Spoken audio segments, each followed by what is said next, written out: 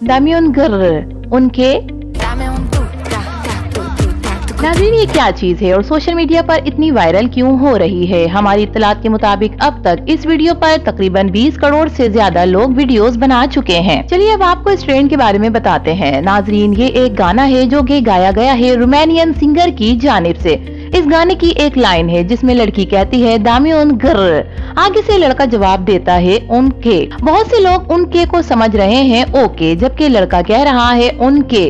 दामियोन गर भी स्पेनिश लफ्ज है और उनके भी स्पेनिश लफ्ज है। दामियोन गर का क्या मतलब है? दामे उन का मतलब है गिव मी, मुझे दो, और गर का मतलब है रोर यानी के धाड़।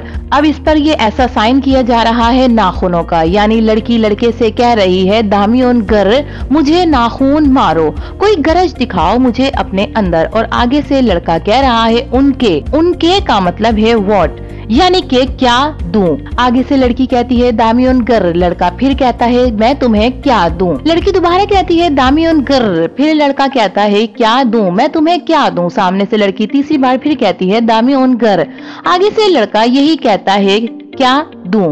बस बार बार लड़का यही पूछता रहता है क्या दूं, लेकिन देता कुछ नहीं है। इस बारे में आपकी क्या राय है? अपनी राय से कमेंट सेक्शन में जरूर आगाह कीजिएगा।